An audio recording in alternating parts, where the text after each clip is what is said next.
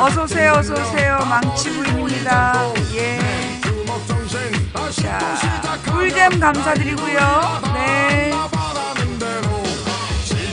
노래 가사를, 이렇게 이런 노래가 있다는 건 알았는데, 이렇게 가사가 이렇게 철학적인지 몰랐어요.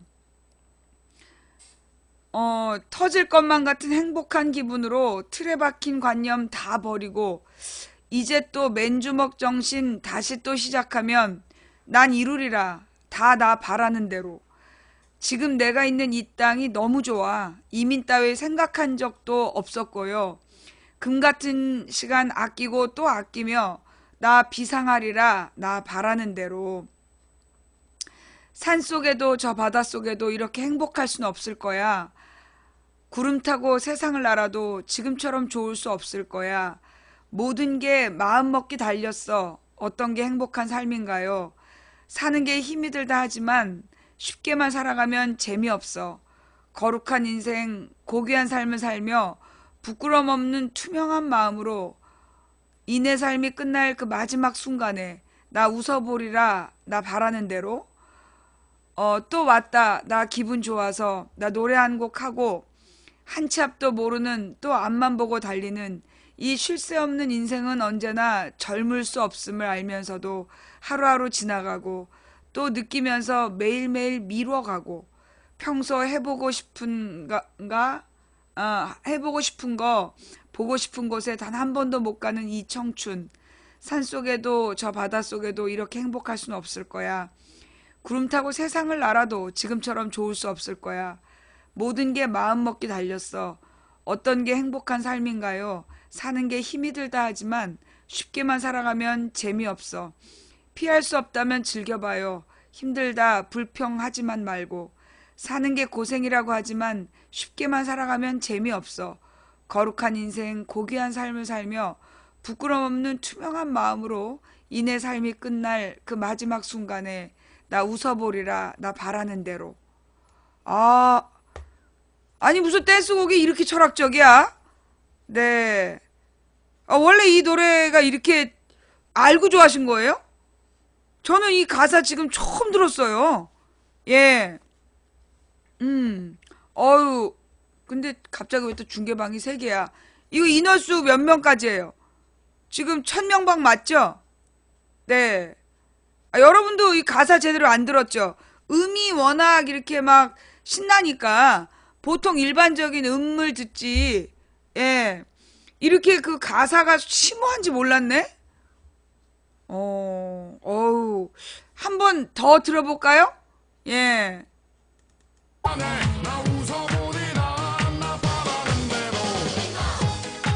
이 거북이의 남자 이 보컬이 그 죽은 거죠? 예.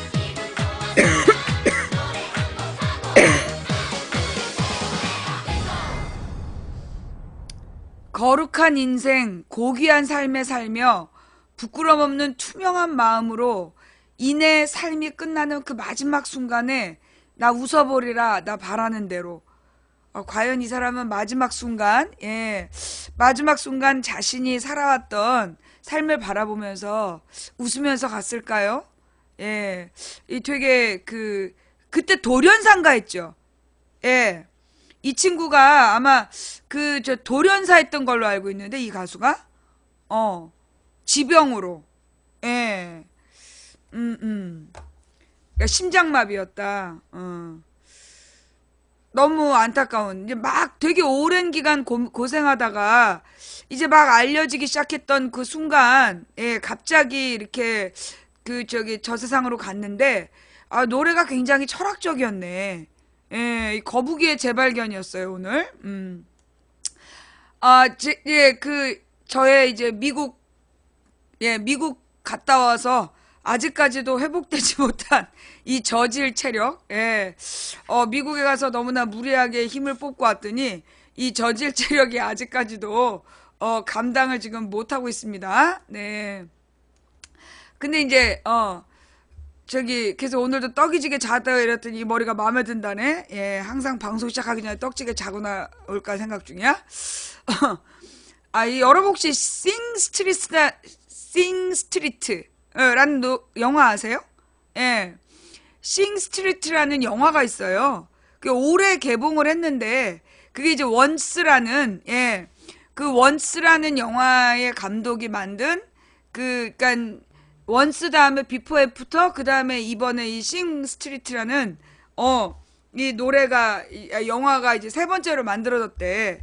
근데 이제 나는 이제 우리 저기 딸이 너무 봐야 된다고 막 강요하다시피 해가지고 가서 봤는데 가서 본 게 아니라 이제 TV로 봤어요.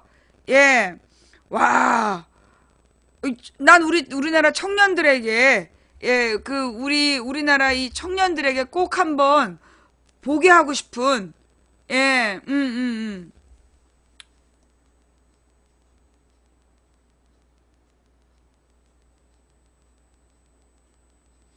그 이제 그 싱스트리트라는 노래가 영화가 어떤 노래냐 어떤 영화냐면 그러니까 아일랜드가 1980년대 그러니까 70년대 80년대 너무 가난해가지고 경제 위기 때문에 그래서 너무나 절망하고 있는 절망감에 빠져 있는 그런 상황에서 그러니까 꼭 우리 IMF 때랑 똑같은 거야.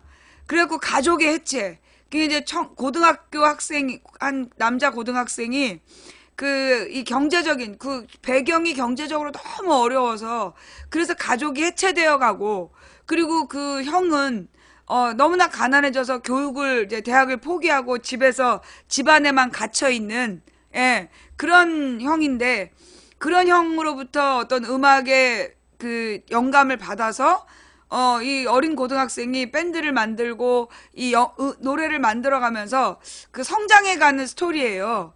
근데 우리나라에서 그게 평이 되게 안 좋았다며 평단에서 평이 너무 안 좋아가지고 그 영화가 흥행을 못했다는 거야.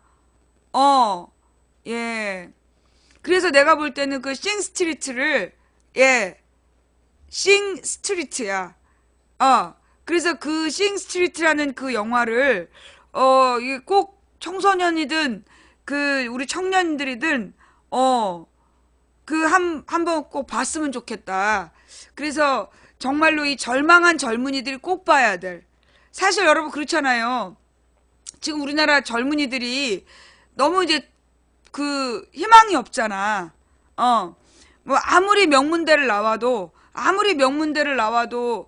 요즘에 백이 안 좋으면 정규직 되기 어려운 세상이고 그러니 명문대가 아닌 일반 대학에 꾸역꾸역 졸업을 해도 어디 취직도 제대로 되지 않는 그런 세상에 살다 보니까 젊은이들이 굉장히 깊은 좌절에 빠져서 그러면서 이제 어른들이 만들어 놓은 그 틀 속에 갇혀가지고 절망이 대를 이었는 그런 시대에 살고 있잖아요. 근데 이제 그 싱스트리트는 그 속에 있는 젊은이들에게 어떤 탈출구를 어떻게 만들어 가야 되는가. 그리고 이 맨 마지막 노래 가사가, 정말 꼭 여러분들께 권해드리고 싶은 그런 가사였어요. 꼭 한번 보시기를 바라고, 그 다음에 내가, 우리 영화 자백, 영화 자백에 대한 홍보 영상을 좀 올려달라 그랬는데, 안 올라왔나 봐요? 예, 영화 자백에 대한 홍보 영상. 어.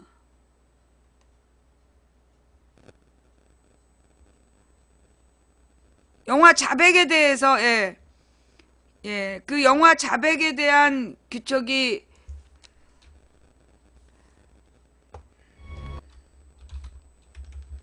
홍보 영상 좀 올려달라 그랬는데, 없나 봐요? 내가 우리 시청자한테 부탁했는데, 예. 음.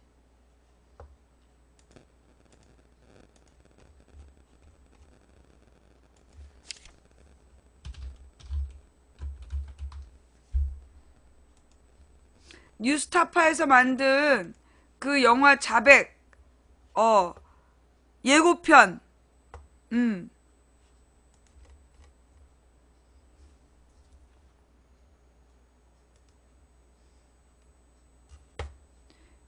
좀 기네.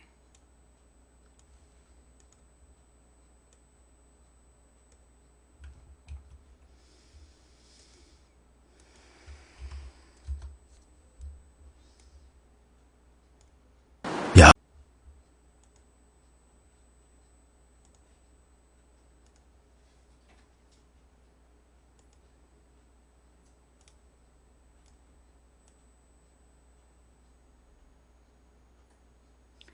하필이면 유튜브에서 광고를 붙여도 예. 있는 유우성 씨는 그런 이름과 생일을 잠깐만요. 간첩 의혹을 받고 있는 유우성 씨는 그런 이름과 생일을 여러 번 바꿨고 오빠 유우성의 지시에 따라 USB 메모리를 가지고 PC방에 갔죠. 증거 서류 조작 혐의로 국민 여러분께 심려를 집주주이고 우리 사람 다 봐준다. 그러더란 말이다. 그 다음에 인정하고 맞다. 완전히 시나리오가 짜진 겁니다. 내가 나와서 거의 준수해야만이 내가 살 길이다.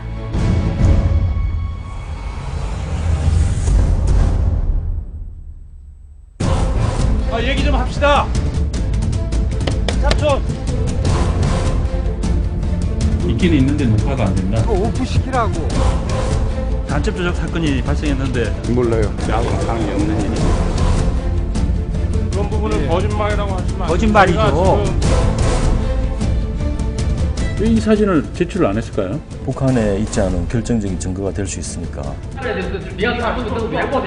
순진한 사람들 데리다가 간첩으로 만들어서 감옥에 쳐놓고 이렇게 하면 이게 인권이 없는 게 아닐까.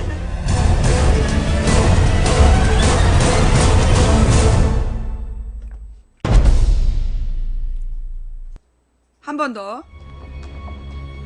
간첩 의혹을 받고 있는 유우성 씨는 그런 이름과 생일을 여러 번 바꿨고 오빠 유우성의 지시에 따라 USB 메모리를 가지고 PC방에 갔죠. 증거 서류 조작 혐의로 국민 여러분께 심려를 집주주이고 우리 사람 다 봐준다. 그러더란 말이다. 그 다음에 인정하고 맞다. 완전히 시나리오가 짜진 겁니다. 내가 나와서 거의 준수해야만이 내가 살 길이다.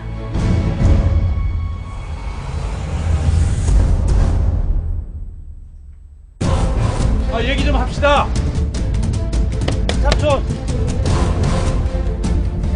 있기는 있는데 녹화가 안 된다. 오프시키라고. 간첩 조작 사건이 발생했는데 몰라요. 나하고는 관계 없는 일이. 그런 부분은 거짓말이라고 하시면 거짓말이죠. 왜 이 사진을 제출을 안 했을까요? 북한에 있지 않은 결정적인 증거가 될 수 있으니까. 순진한 사람들 데리다가 간첩으로 만들어서 감옥에 쳐놓고 이렇게 하면 이게 인권이 없는 게 아닐까.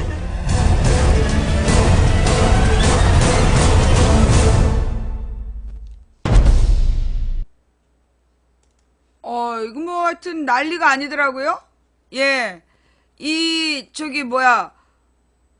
이게 어저께 그저께 예, 목요일 날 이게 개봉을 했는데 예, 지난 목요일 날 개봉을 했는데 엄청난가 봐요. 봤다는 사람도 되게 많고 그래서 이제 망치 부인한테 이거 막 홍보해 달라고 네 이거 홍보 좀 막 해달라고 막 우리 시청자들이 요청이 엄청 많으셨어요. 네.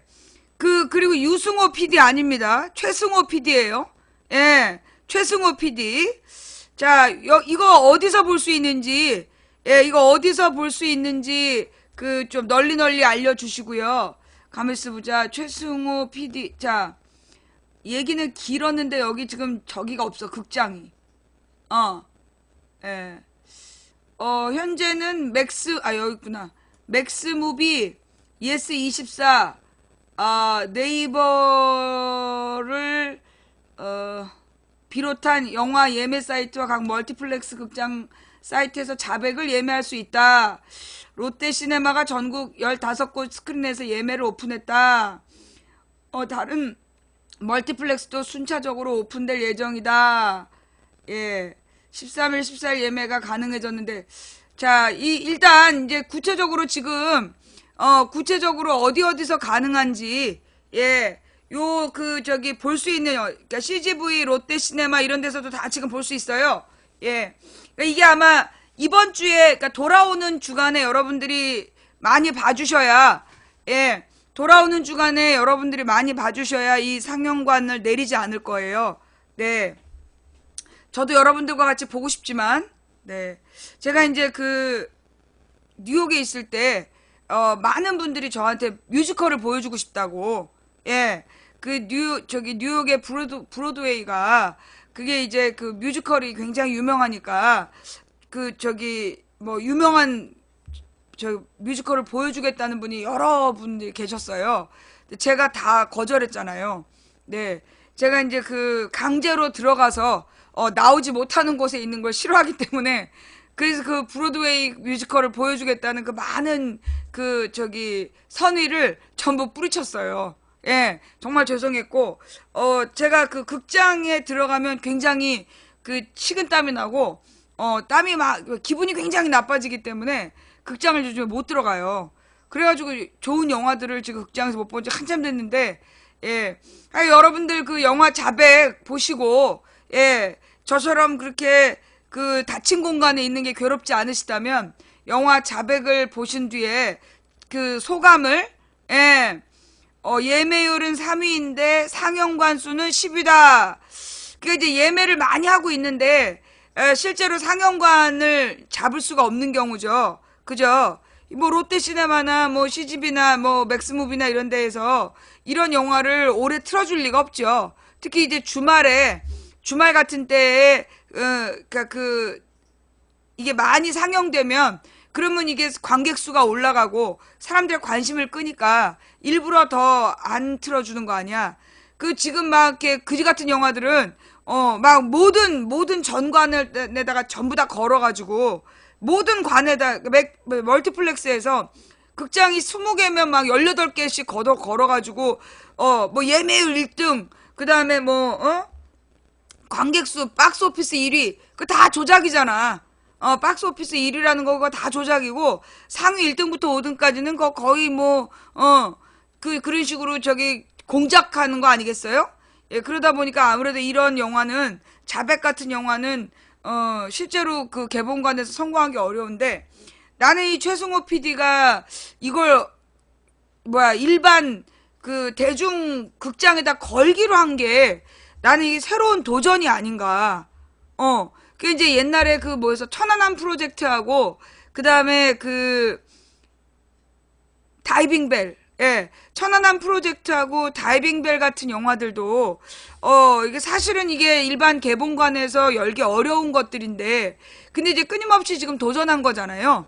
예, 도전하고 있는 중인데 사실 이제 천안함 프로젝트 같은 경우에는 그냥 그것이 알고 싶다 같은 그냥 다큐야. 그런데 그걸 못 걸게 지랄하고 막 상영 금지하고 지랄한 거 아니야. 그러더니만 이 다이빙벨 같은 경우도 사실은 막 해외에서까지 이제 막 보게 되고 지금은 이제 무료로 보게 됐는데 이 연평해전 같은 경우에는 예, 막 개봉관 장악하고 걸어놨는데 안 본 거 아니야. 예. 근데 이제 이번에 이 영화 자백 같은 경우에는 워낙 최승호 PD가 영상을 편집하고 이쪽이었던 거잖아요. 옛날부터 이제 이 2580이라는 프로를 만들면서 쌓인 노하우가 있잖아. 그러니까 이제 이 뉴스타파가 사실은 굉장히 나는 독특한 분야라고 생각해요. 예, 이 뉴스타파가 굉장히 독특한 분야인 게 사실 우리가 대한 언론이 많아. 대한 언론이 PD 수첩? 내가 뭐라 그랬지? 2580이 아니라 PD 수첩.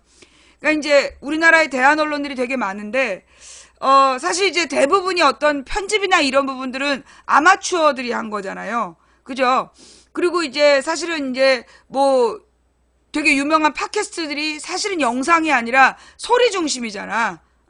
영상이 아니라 소리 중심으로 이렇게 뭐 음향 효과 같은 거 좀 넣어가지고 그런 거라면 사실 최승호 PD의 뉴스타파 같은 경우에는 옛날에 PD 수첩을 만들 때 쌓였던 노하우, 그러니까 굉장히 어떤 사건들을 몰입도 있게 쫙 클라이막스로 이끌어가는 그런 어떤 편집 능력이 있기 때문에 나는 이게 천안함 프로젝트나 사실 천안함 프로젝트 같은 경우에는 뭐라 그러나 다큐인데 거기에 어설프게 약간 영화적인 요소가 들어갔단 말이에요. 그래서 뭔가 좀 안 맞아서 그냥 다큐면 다큐로 갔어야 됐는데 그리고 내 다이빙배를 못 받고. 근데 이제 이 최승호 PD 같은 경우에 이 영화 자백은 사실 영화로 올려진 다큐멘터리라고 봐야 되는 거잖아요. 그죠? 예. 그러니까 이제 이 최승호 PD가 왜 잘렸냐 하면 광우병 때 2008년 광우병 때 이 광우병 문제를 다뤘다고. 광우병 문제를 미국산 소고기의 문제점을 다뤘다고 그걸로 MBC에서 잘렸어요. 나중에 결국은 무죄 받았지만 하여튼 이 PD 수첩이 허위사실 유포했다는 누명을 쓰고 잘렸던 그런 사람이에요. 그래갖고 이 최승호 PD 같은 경우에는 이 영상물에 대한 노하우가 있는 사람이야. 영상물에 대한 어떤 노하우가 광우뻥? 누가 광우뻥이래. 자, 예. 그래서 이제 최승호 PD가 갖고 있는 영상을 만들어내는 노하우가 이 뉴스타파에 그대로 잘 드러나는 것 같아요. 예. 그 이제 뉴스타파를 보면 사실은 이제 굉장히 영상물, 가령 다른 대한 언론들보다 이 뉴스타파의 완성도가 높아. 그러니까 내용적인 그 깊이도 있지만 그걸 영상물로 만들어내는 그 실력도 수준급이야. 그러니까 전문가의 시각이 있기 때문에. 예, 전문가의 시각이 있기 때문에 뉴스타파가 굉장히 어떤 탐사 보도 프로그램으로서 나는 우리나라의 독보적이다라고 봐요. 물론 다른 그 영상들도 나쁜 건 나쁘다는 얘기가 아니라 이 뉴스타파가 가지고 있는 뛰어남이 있다라는 거야. 깊이도 있고 편집이라든가 이런 부분도 확실히 전문적이고 그래서 이 최승호 PD가 만든 자백은 굉장히 그 완성도가 높을 거다라는 기대감이 있어요.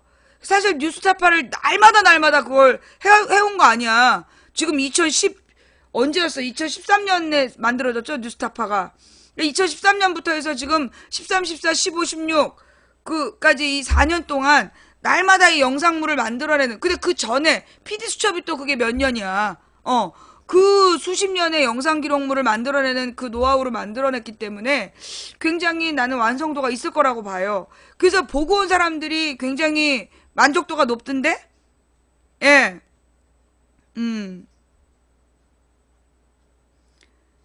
네. 광우뻥이라고 주장하는 애들은 이거 무식해서 그러는 거고, 예. 그 광우병 시위로 미국의 협상이 바뀌었어요. 예. 이명박이 부시한테 그러니까 아무거나 가리지 않고 미국산 소고기를 전량 수매하기로 했다가, 국민들의 광우병 시위 때문에 다시 노무현 때처럼 30개월 미만으로 내려갔어. 다만 노무현 대통령 때는 만약에 고기에 이물질이 있으면 당장 수입금지 조치를 할 수 있었어요. 근데 이제 이명박 때 전량 수매했다 30개월로 내려가는 과정에서 그런 이물질에 대한 규정이 사라지게 됐지. 그러니까 그건 광우뻥이라고 얘기하면 안 돼. 분명히 미국산 소고기의 문제점이 인정받은 거예요. 그러면 왜 그 광우뻥이라고 저 새끼들이 뻘소리를 하게 됐느냐? 그거는 여러분도 알다시피 소위 그때 끝내야 될 때 안 끝내고 질질 끌었던 미친놈들 때문에 이게 패배한 전쟁으로 남은 거야. 이긴 전쟁인데 다 이겨놓고 그때 제때 끝내야 되는데 제때 끝내는 걸 거부했던 몇몇 그 급진주의자들 때문에 이렇게 광우뻥이라는 불명예를 안고 살아가고 있는 거죠. 아주 내가 그때만 생각하면 지금도 아주 그냥 속이 뒤집어져. 자, 좌우지간. 그래서 이 최승호 PD가 굉장히 그 영상물을 만들어내는데 노하우가 있는 사람이고 내용에 또 깊이가 있기 때문에 영화 자백이 잘 만들어졌을 거라는 어떤 기대가 있어요. 예. 아수라를 누르고 돌풍을 일으키고 있는 영화 자백. YTN에서 심지어. 네. 그래요. 예. 광우병이라고 얘기하면 안 되고 광인병? 하여튼 이제 지금 이 최승호 PD 얘기가 나오니까 또 광우뻥이라고 우리 요원들이 들어왔어. 그래서 어쩔 수 없이 또 관련 이야기를 또 해줘야 되겠지만, 일단 미국산 소고기의 문제점은, 미국산 소고기의 문제점 뭐냐면, 여러분 미국산 소들이 굉장히 막 초원에서 달리면서 큰다. 그게 거짓말이에요. 미국에서 생산되는 소의 90%가 공장에서 생산이 돼. 소공장. 그리고 움직이지 못하게 가둬두고 그 지방이 쌓이는, 굉장히 나쁜 소기름이 많이 쌓이는 그 소로 생산이 되잖아. 그리고 그 소에게 먹일 사료가 옛날에는 이제 옥수수라든가 이런 걸 줬는데, 그 옥수수에서 바이오 디젤을 뽑아내게 된 다음부터, 그다음부터 옥수수가 아니라 동물 뼈를 갈아서 그걸 먹인단 말이야. 근데 소는 원래 초식 동물인데, 미국산 소는 아직도 동물성 사료를 먹이고 있고, 그 다음에 미국산 소의 문제점은 뭐냐면 1년에 1억 마리 정도를 잡는데, 도축하는데, 그 1억 마리 중에서 그러니까 전 세계에서 동물성 사료를 아직도 먹이고 있는 나라는 미국밖에 없다. 아직도 먹여. 그리고 그 동물성 사료를 먹이고 있는 나라 중에 광우병 검사를, 도축하는 소에 대해서 광우병 검사를 그럼 100% 다 해야 돼, 원래. 동물성 사료가 광우병의 원인이기 때문에. 근데 0.3%밖에 안 한다는 거. 이제 그게 그 당시에 문제였죠, 2008년에. 그러면 결국 99.97%는 위험한 소라는 거야. 그런 걸 우리 국민들한테 안전하다고 막 먹으라고 지랄하면서, 지네들은 우리한테 수입하는 소고기가 아니라 미군 부대로 보내지는 청정우. 뭐냐면 이 전 세계, 그러니까 미국에서 왜 90%가 공장에서 생산되는 이상한 소라 그랬잖아. 근데 10%는 특별히 생산되는 거야. 그냥 초원에서 이력 추적을 하면서 생산이 되는데, 그리고 이제 뭐 8개월이나 11개월 미만의 소들, 그런 소만 잡아가지고 미군 부대로 보낸단 말이야. 그런 걸 갖다 먹으면서 우리 국민들한테 미국산 소 안전하다고 뻥을 친 거 아니야.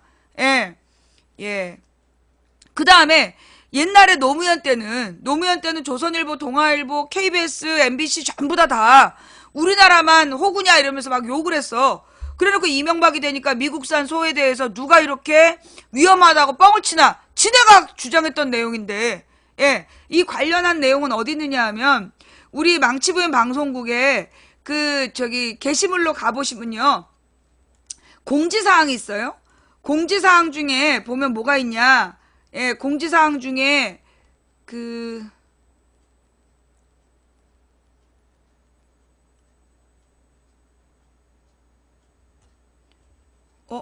내려갔나? 잠깐만.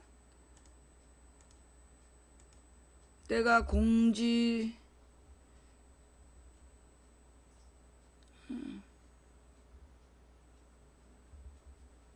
이거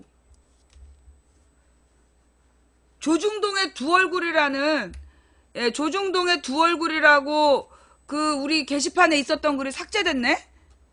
잠깐만요.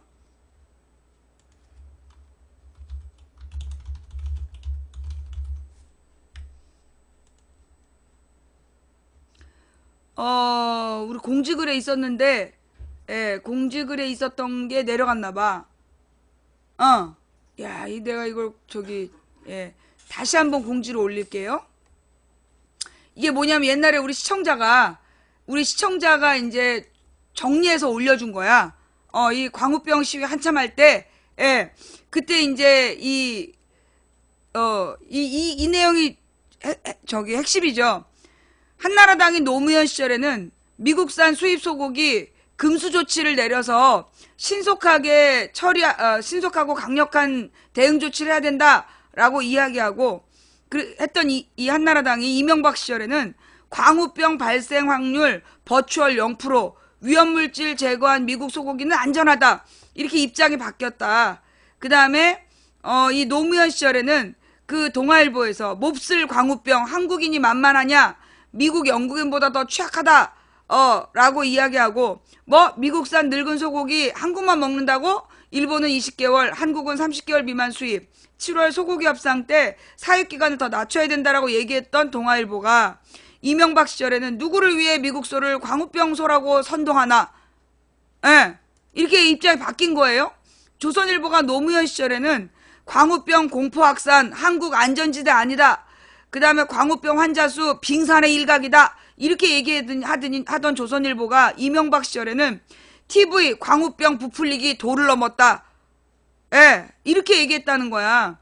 그리고 그래놓고 조선일보는 호주산 청정국만 먹는다라고 지네 식당에 이렇게 딱 공지했다가 또 딱 걸리고. 예. 그러면서 광우병은 없었다. 국민혈세로 미 정부를 대변하는 로이터 기사 내용. 미국은 내년부터 30개월 이상 된 소고기 집에서 키우는 애완동물 사료를 못 만들게 한다. 이게 무슨 얘기냐? 미국에서는 30개월 이상 된 소고기로 그 사료를 만들면 미국에 있는 애완동물 사료를 못 먹게 하는 거야. 그럼 광우병 걸린다고. 예. 이런 이야기들. 그래서 이게 그때 우리가 이제 시청자들이 만들었던 자료들인데, 이렇게 노무현 때는 미국산 소고기가 위험하다고 떠들었던 놈들이 이명박 시절에는 안전하다고 막 주장했던 이 사건, 예. 요거 우리 공지로 오랫동안 있었는데, 방송국 메인 공지인데? 왜 공지사항이 안 올라가 있지? 예. 예. 이거 방송국 메인이에요? 공지글 자체가 몇 개 안 올라가나 봐. 예, 이거 되게 중요한 글인데. 예, 찾아보면 여러분 나와 있습니다. 예, 조중동의 두 얼굴. 이래서 이제 이게 그 광우병에 대한 이야기. 자, 그럼 영화 자백은, 이번에 이 자백이란 영화는 뭐에 대한 얘기냐? 그 유우성 간첩 사건에 대한 이야기죠. 얘기가 또 길어요. 이제 이 최승호 PD가 이명박 정부 들어서자마자 잘린 사람이야. 2008년에. 예. 그러고 최승호 PD가 잘린 게 2008년이네. 2013년이 아니라. 그죠? 최승호 PD가 잘린 게 2013년이고, 뉴스타파가 언제부터 나왔지? 뉴스타파도 13년부터 나왔나? 예. 하여간, 간첩 유우성 사건이 터진 게, 이게 사실은 그 이전부터 이명박이 자기가 정권이 위기에 몰릴 때마다 간첩 사건 하나씩 터뜨렸어. 그래가지고 해마다 간첩 사건을 만든 거야. 근데 맨 처음에 나온 간첩 사건이 뭐였냐면, 맨 처음에 나온 간첩 사건이 미녀 여간첩. 그때가 광우병 사건이 한참 끝날 때쯤 돼갖고, 미녀 여간첩, 군 수뇌부와 내연관계 맺고, 국가기밀 빼돌려. 그 사건이 있었어. 2008년 9년에 이때. 근데 사진이 뜬 거야. 그래서 막 마타리 이러면서 막 기사를 쓰고 있는데, 이제 내 댓글에 얼굴 좀 보자 계속 얼굴을 보여달라 그랬어. 얼굴이 딱 떴는데 시청자들이 미녀라며 이렇게 얘기한 거야. 그러니까 이제 갑자기 또 그 여자의 그때까지만 해도 싸이월드라는 개인 홈페이지가 유행할 때였어. 싸이월드의 결혼 사진을 딱 해킹에다가 올린 거야. 그러니까 그 밑에 네티즌이 댓글로 뽀삽해서 이래? 이제 딱 두 마디에 제목이 바뀌어. 여간첩 원정화 사건으로. 미녀 여간첩이 군 수뇌부와 내연 관계 맺고 국가기밀 빼돌렸다고 그러고 막 썼다가 그냥 여간첩 원정화로 바뀌게 돼요. 그 다음에 이제 그래서 군 수뇌부가 누구냐? 그러니까 대위라고 그런 거야. 그게 또 난리가 난 거야. 네가 아무리 미필이라고 그래도 그렇지. 대위가 군 수뇌부면 우리 집 화장지가 8만 대장격이다. 난리가 났어. 그 다음에 그 국가기밀은 뭐냐? 인터넷에 뜨는 자료였어. 그래가지고 그냥 개망신 당했던 사건. 그리고 그 다음에 뭐가 있냐면 그 교수 간첩 사건이 터져요. 교수 간첩 사건. 난리도 아니었어. 이제 막 박정희 때 교수 간첩 사건이 막 떠오른다 막 그랬는데, 그래갖고 그 교수가 어디가 교수냐? 경찰대 교수래. 그 네티즌이 댓글을 달았잖아. 그러면 간첩이 경찰을 키운 거냐? 그래갖고 그냥 흔적도 없이 사라진 사건이 경찰 간첩 사건이야. 그 다음에 이제 뭐가 뜨냐면, 그때 이제 황장엽 목을 따러 하시다. 두 명의 간첩이 혹독한 훈련을 마치고 남한에 대한 실전 교육까지 마치고 이제 황장엽 목을 따러 왔다는 거야. 근데 이제 그 국정원 대질신문에서 다 불었다 그래가지고, 야, 윗부분까진 재밌었는데, 야, 국정원 대질신문에서 다 불었다니까 빵 터졌다, 야, 이래가지고 또 흐지부지 됐어. 근데 그 다음에 이제 황장엽이 진짜 죽었어. 죽어가지고 이제 황장엽을 국립묘지에 묻어주냐 마냐 난리가 났단 말이야. 근데 이제 그때 간첩이 또 온 거야. 황장엽 목을 따러 왔다고. 그러니까 이제 시청자들이 야 이미 죽었는데 목을 또 따면 어떡해, 부관 참실 하겠다는 거냐. 그래가지고 그때 이제 내가 언지를 주지. 그러니까 설사 걔네들이 혹독한 훈련을 마쳤는데 나만 현실을 몰라가지고 이제 황장의 목을 따라왔다 그래도 니네가 기사를 뿌릴 때 탈북 요인 암살 이렇게 했으면 좀 있어 보이는데 이미 죽어서 파묻어버리는 황장은 목을 따라오면 어떡하냐. 그것도 그대로 발표하면 어떡하냐. 이제 내가 막 이제 흉을 봤단 말이야. 그때 터진 게 이제 유우성 사건이야. 때가 언제냐면 2011년 12월 27일에 박 시장이 당선이 돼. 그리고 나서 그해 11년 12월에 12년 1월인가 11년 12월에 유우성이라는 서울시 공무원이 북한에 불법으로 갔다 왔다라고 국정원이 이제 주장하기 시작한 거야. 시점이 왜 그 시대냐. 사실 유우성은 오세훈이 뽑은 서울시 공무원이야. 근데 박원순이 시장이 되자마자, 그러니까 이건 처음부터 박원순을 노린 사건이었어. 예. 유우성 간첩 사건은요, 처음부터 박원순을 노린 사건이야. 여러분들 알다시피 박원순이 국가보안법 전문가야. 그래서 국정원의 문제점을 누구보다 잘 알고 있어. 그러니까 이제 국정원은 박원순이 너무 싫은데 박원순이 시장이 됐단 말이야. 그러니까 시장이 되자마자 서울시 공무원 유우성이 북한에 불법으로 갔다 왔다라는 이제 시나리오를 써가지고 간첩 유우성 사건을 터뜨린 거야. 근데 그게 실제로 터진 건 언제냐면 13년에 터져. 13년에 박근혜 정부에 들어서서 이제 초기에 이게 터진 거야. 그래서 제목이 서울시 간첩단 서울시 공무원 간첩 사건이라고 처음에 떴어. 그랬는데 이제 그 증거가 두 가지였어. 증거가 두 가지인데 하나가 뭐냐면 평양 노래방에서 찍은 사진. 그다음에 두 번째가 여동생의 증언. 그랬는데 그 평양 노래방에서 찍은 사진은 그게 아이폰으로 찍은 사진이야. 아이폰으로 찍은 사진의 문제는 뭐냐면 사진에 백데이터라는 게 남아. 백데이터에 어디서 찍었는지가 증거로 남는 거야. 그게 연변에서 찍었다라고 떡하니 뜬 거야. 그래갖고 사진은 증거가 안 됐어. 그 다음에 이제 여동생에게 간첩 증거 애를 아빠 심리적인 고문을 해가지고 오빠가 간첩이란 자백을 하게 시켰는데 그래서 자백이야. 근데 얘가 법정에 가가지고 사실 우리 오빠가 간첩이 아니고 국정원에서 자기가 이런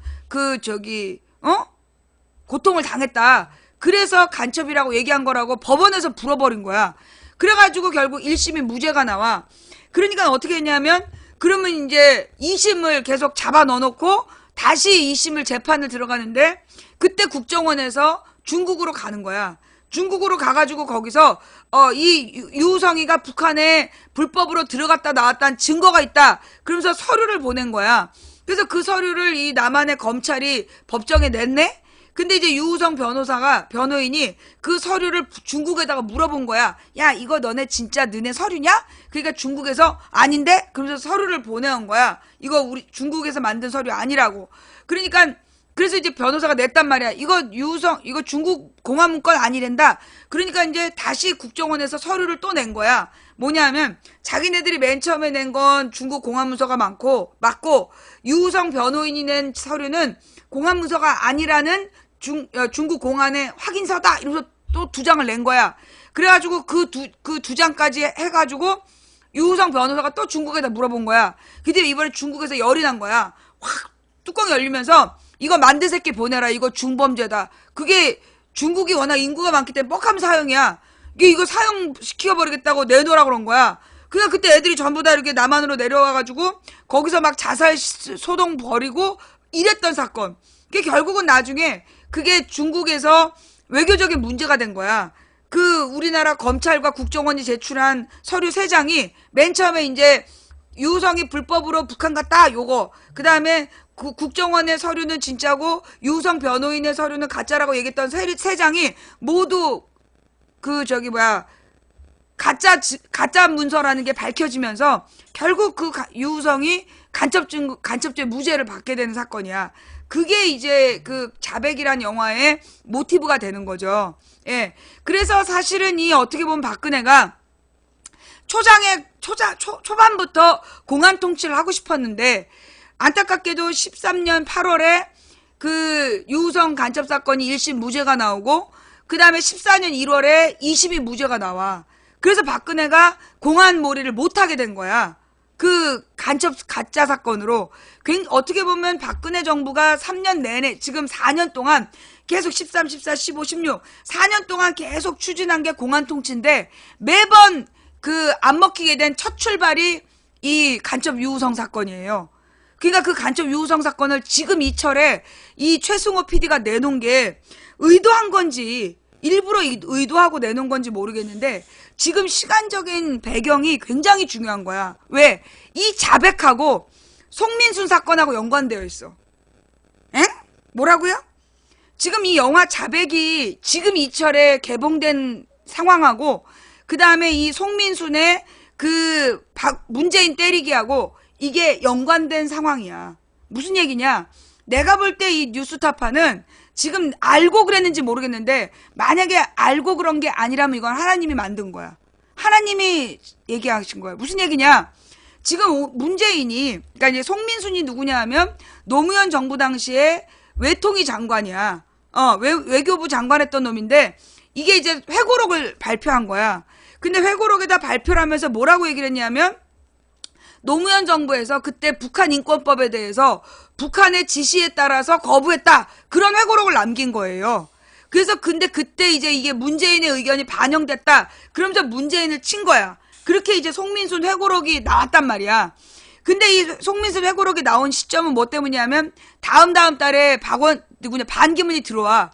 반기문이 들어오기 위해서 밑밥을 깐 거야.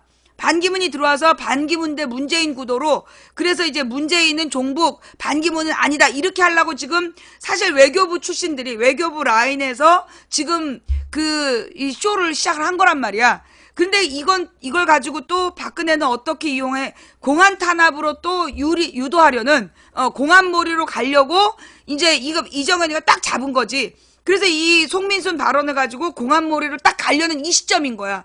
쟤네들은 지금 시점상 지금 공안몰이를 시작해야 돼.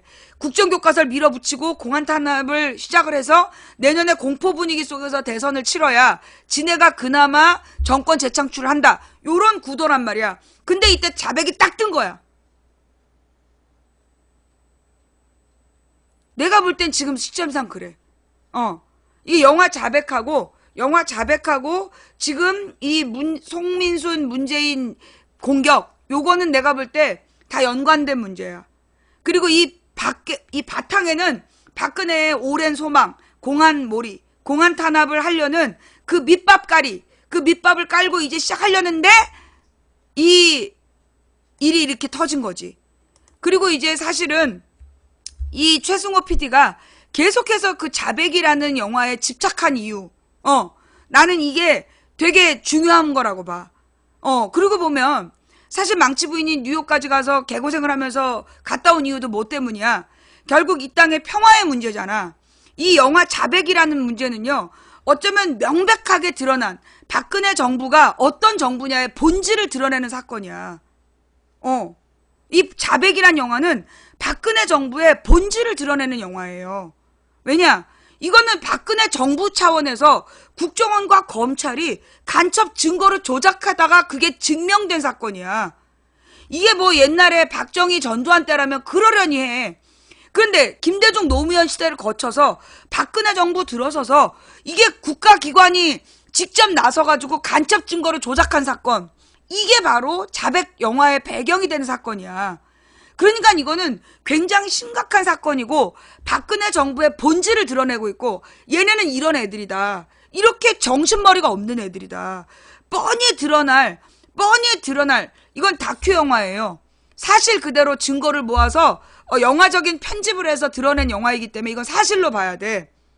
그러니까 이 자백이란 영화를 우리가 널리 알려야 되는 거야. 이게 박근혜 정부의 본질. 박근혜 정부는 오로지 이제 민주 세력을 종북몰이를 하지 않으면 권력 유지가 안 되는 집단이야. 그래서 박근혜에게는 이 종북몰이, 공안 탄압이 유일한 무기인데 그 이 자백이란 영화가 박근혜 정부의 그 실체를 그대로 드러내는 딱 잡은 아킬레스건이지. 박근혜가 주장하는 공안 탄압은 가짜다. 모든 게 여기 들어있는 거야. 사실 그랬잖아요. 박근혜가 첫 번째로 유우성 간첩 사건 일으켰고 두 번째가 이석기 내란 음모 사건이야. 그럼 이석기 내란 음모 사건 어떻게 됐어? 대법원에서 최종 무죄 나왔어.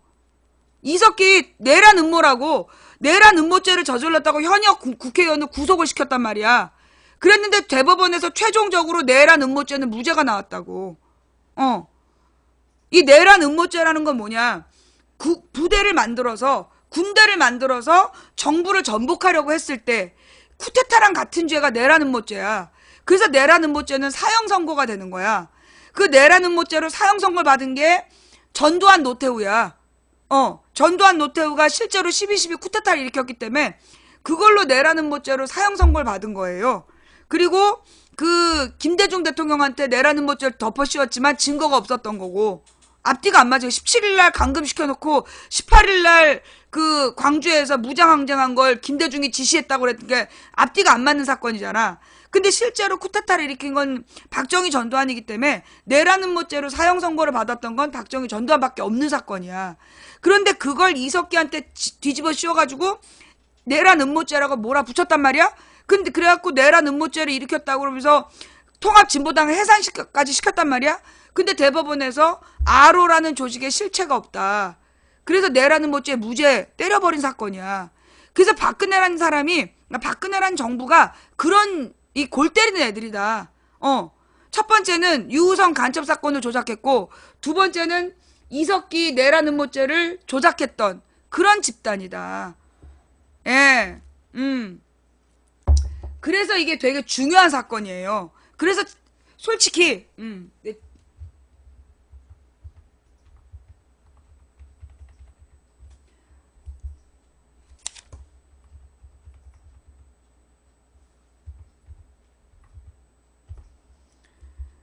나는 그 자백을 홍보해달라 그럴 때, 막 시청자들이 막 자백을 홍보해달라고 막 그럴 때, 별로 이렇게, 이게 이런 걸 막 홍보를 해달라고 그러지? 그래서 별로 안 좋게 생각했어.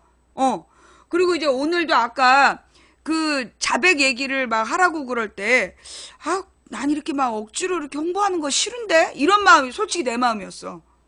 근데 이 자백 얘기를 시작하니까, 이런 얘기가 술술 나오는 거야. 분명하게 말씀드리는 건요, 미리 준비하지 않았어요.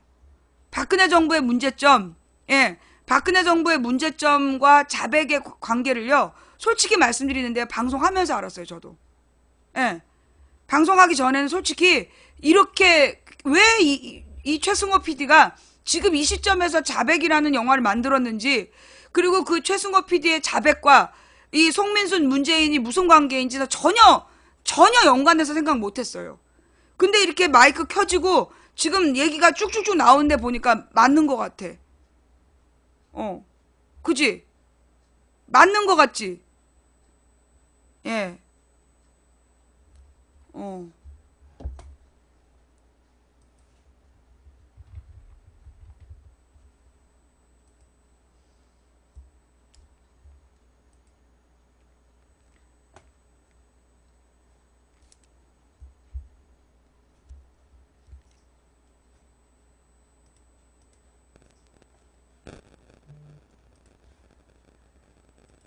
예.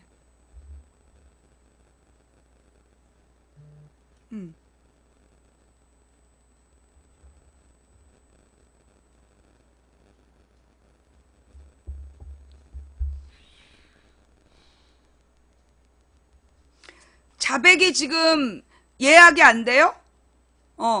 이 자백이라는 영화가 이 시점에 나온 이유가 나는 의미 있다고 봐.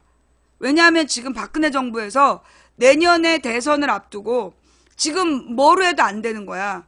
이래도 안 되고 저래도 안 되니까 지금 공안 탄압을 해야 될 틈을 노리고 있는 거야. 그런데 지금 송민순이 반기문이 다음 달에 들어오니까 반기문을 띄우기 위해서 지금 밑밥을 깔았단 말이야. 이걸 이정은이 덥석 물어가지고 문재인한테 공안몰이를 막 지금 하고 있는 상황이잖아. 그래서 이걸로 지금 공안 탄압으로 가려고 지금 사전 작업 중인데 자백이 뜬 거야. 나는 이게 우연이 아니라고 봐. 예. 나는 이게 우연이 아니라고 봐요. 자백 예약을 어디서 하는지 채팅창에다 좀 알려주세요. 여러분이 자백이라는 영화는 왜 중요한 영화냐? 자백이 왜 중요하냐? 이 의미를 설명하세요.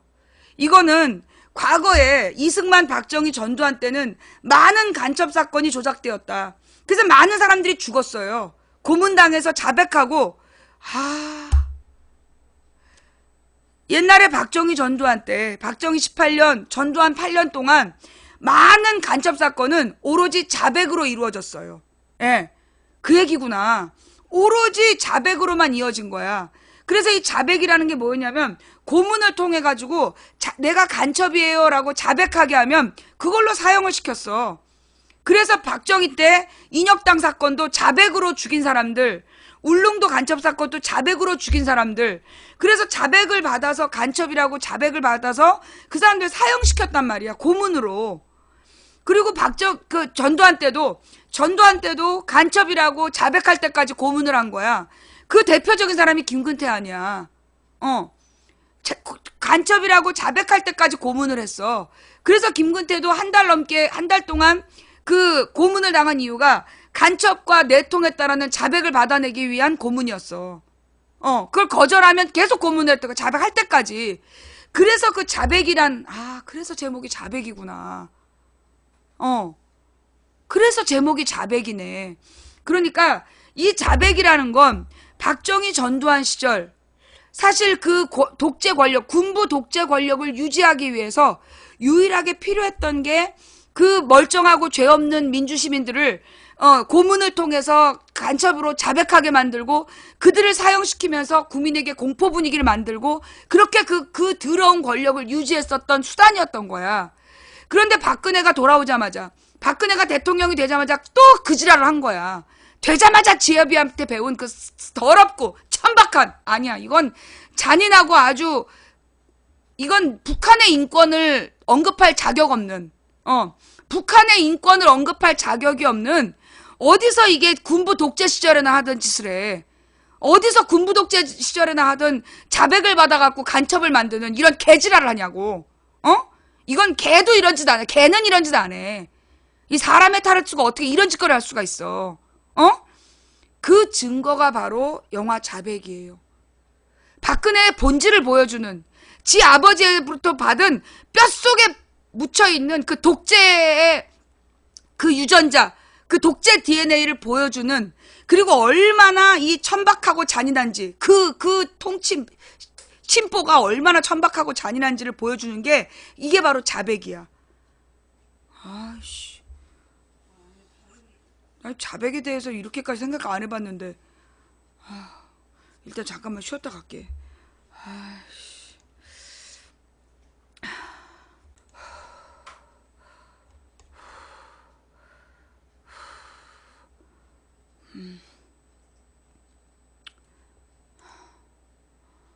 이럴 때는 어떤 노래를 틀어야 되나? 가슴이 너무 두근거려.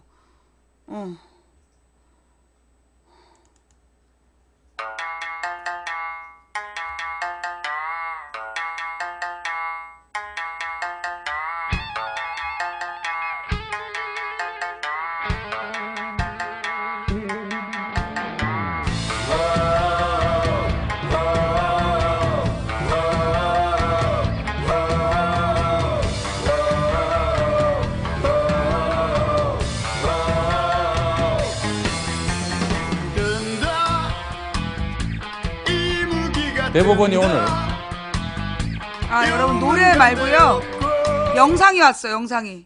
예, 뉴스타파 영상을 같이 보는 걸로.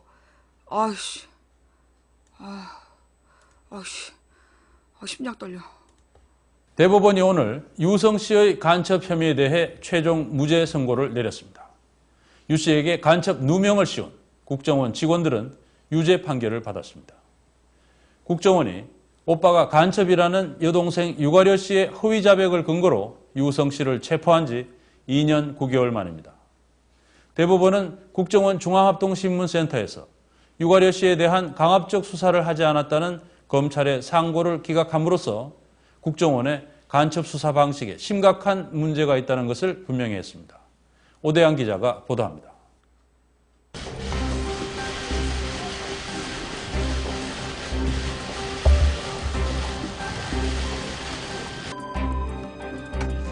예, 서울시 2013년 1월 10일 탈북자 출신의 서울시 공무원으로 평범한 삶을 살아가던 유우성 씨의 집에 국정원 수사관들이 들이닥쳤습니다. 없었던 사실이 있는 것으로 조작됐고 무고한 동생이 강압적인 조사를 받아 허위 자백을 하기도 했습니다. 국정원과 검찰에 의해 고통받아야 했던 시간들. 간첩이라는 누명을 벗기까지 걸린 시간은 1024일. 참으로 긴 시간이었습니다. 일개 개인으로 이렇게 엄청난 어려움을 겪기는 너무나 힘들고, 그리고 저 동생 유가려대에서 6개월 넘게 합심센터에서 불법 구금하고 폭행하고 고문한 것에 대해서 상고심에서 다 인정해주고 진실을 밝혀준 데 대해서 너무 감사하게 생각합니다. 유 씨는 지난해 4월 항소심 선고에서 10가지 간첩 혐의 모두에 대해 무죄를 선고받았습니다. 검찰이 제시한 핵심 증거인 3건의 중국 공문서가 모두 조작됐고 동생 유가려 씨의 진술도 강압에 의한 허위 자백으로 밝혀졌기 때문입니다. 검찰은 유가려 씨의 진술이 강압에 의한 허위 자백이 아니라며 상고했지만 대법원은 이를 기각했습니다. 대법원은 판결문을 통해 유가려가 장기간 구금 상태에서 변호인 조력권도 보장받지 못한 채 심리적 불안 속에서 진술해 증거 능력이 없다고 한 원심의 판결은 수긍이 간다며 검찰이 주장하고 있는 국정원장의 재량권과 임의수사의 방법 등에 대해 재판부가 오인한 것은 없다고 판시했습니다. 북한 이탈주민 보호센터에서 이뤄지고 있는 국정원의 현행 조사 방식에 문제가 있음을 최고법원이 재확인한 셈입니다. 검찰은 중앙합동신문센터에서의 여동생에 대한 위법한 수사, 그런 수사가 없었다라는 취지의 상고를 했고 대법원 오늘 그 상고를 기각했습니다. 결국에 중앙합동신문센터에서의 위법한 수사와 불법 구금 이런 내용들을 대법원에서도 인정을 한 것이라고 보여집니다. 법원에 제출된 3건의 중국 공문서를 위조하는 데 개입한 김보연, 이재윤, 권세영, 이인철 4명의 국정원 직원들에 대한 대법원 선고도 같은 날 있었습니다. 대법원은 이들의 상고를 모두 기각하며 유죄를 확정지었습니다. 공안 당국에 의해 자행된 간첩 조작이 법정에서 확정되고 그 가해자들이 직접 처벌받은 최초의 사례입니다. 이로써 증거 조작과 관련된 법정 싸움은 모두 마무리됐지만 아직 풀리지 않은 문제들도 남았습니다. 위조 문서를 입수하기 위해 또 그 사실을 은폐 또는 축소하기 위해 국정원이 조직적으로 움직인 정황들이 공판 중에 낱낱이 드러났지만 일개 과장의 단독 범죄인 양 사안이 축소됐습니다.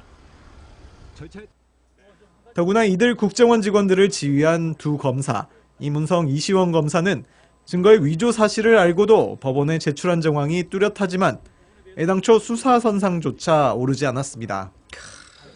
이처럼 대부분의 가해자들이 가벼운 처벌을 받았지만 정작 피해자인 유우성 씨에 대해서는 보복성 기소가 계속되고 있는 상황입니다. 조작된 부분이 다 밝혀져도 그 누구로부터 사과 한마디 받은 적 없습니다. 저희 집 또 저희 동생 또 씻을 수 없는 그런 고통을 받았지만 지금도 그에 대한 보복만 있지 그에 대한 사고는 없습니다. 증거 조작 사태가 불거진 이후 박근혜 대통령과 국정원은 황골 탈퇴의 개혁을 약속했지만 실제 그 변화의 폭은 작았습니다. 법원이 지적한 북한 이탈주민 보호센터의 장기간 구금 문제에 대해 국정원은 최대 조사 기간을 180일에서 90일로 줄이겠다고 공언했지만 이마저도 차일피일 미뤄지고 있는 상황입니다. 국정원이 관리한 중앙합동신문센터에서의 개선 방안들은 실효성이 떨어진다고 보여집니다. 탈북자들이 대한민국 법에 대해서 아무것도 모른 채 들어와서 자신의 생사 여탈권을 쥐고 있는 보호결정 여부를 결정하는 곳이라고 알고 있는 곳에서 과연 자기의 권리를 얼마나 주장할 수 있을지, 이 구조 자체가 바뀌지 않는 한 이런 조작 문제, 간첩을 조작하거나 아니면 허위 자백을 듣게 되는 이런 문제들은 바뀌지 않을 것입니다. 유우성 사건 이후에도 계속되고 있는 간첩 조작의 의혹. 뼈와 모양을 새로 맞추는 진정한 황골 탈퇴 없이는 이 뿌리 깊은 병폐 또한 계속될 수밖에 없다는 지적입니다. 뉴스타파 오대양입니다. 그러니까 이 사건 언제 있었냐 하면, 그러니까 이 유우성이 북한에 불법으로 갔다 온 게 아니야. 유우성은 원래 연변 사람이에요. 그러니까 그럼 유우성이란 사람에 대한 얘기를 이제 얘네들이 또 문제를 만들 수 있어. 우리가 정확히 알아야 되는 게 뭐냐면, 이 유우성이란 사람이 북한 사람이 아니야. 탈북자가 아니야. 연변 사람인데 연변에 사는 중국인이었던 거야. 근데 연변에 살았던 중국인인데 그래서 조선족 말을 할 줄 알았던 거지. 예. 그러니까 조선족이고 중국인인데 얘가 자기가 탈북자라고 거짓말로 신고하고 그리고 우리나라에 들어와서 그 공무원이 된 거야. 탈북자 몫으로. 그러니까 탈북자 지원 업무를 하는 공무원이 된 거야. 그러니까 그 정직하지 못한 방법으로 신분을 속이고 공무원이 된 죄로 결국 추방당했어. 예. 결국은 추방당했죠. 네. 그러니까 이제 이 사람은 중국인이야, 중국인. 그런데 이 류우성이란 사람이 탈북자라고 거짓말을 했다라는 그 약점, 이걸 잡고 간첩 조작을 하려다가 실패한 사건이야. 이건 이 사람이 얘가 서울시 공무원이 돼서 몇 년을 지내면서 민변이라는 것도 알고 우리나라의 법체계를 알았기 때문에 그래서 그 민변한테 부탁을 해서 여동생을 집요하게 컨택하고 그래서 이게 밝혀진 사건이에요. 대부분의 탈북자들이 민변을 처음에 교육받을 때 사기꾼들이다. 절대 만나지 말라고 교육을 받는다는 거야. 그래서 탈북자 애들이 하나원에 들어가서 민변의 도움을 거절한다는 거야. 일부러 그렇게 교육을 하는 거지. 그래서 그 과정에서 하나원에서 간첩이 만들어진다는 거 아니야. 조작되고. 예. 그래서 이 유우성은 원래 중국인인데 탈북자라고 거짓말을 하고 우리나라에 와서 공무원이 된 건 잘못이야. 근데 그 잘못을 가지고 그냥 그러면 사기꾼이라고 내보내면 될 거 아니야. 그런데 이 유우성을 가지고 박원순을 잡으려는 그 야망으로 간첩 사건을 조작했다는 거지. 간첩 사건을 조작을 했다가 이게 증거가 들통난 사건이에요. 네.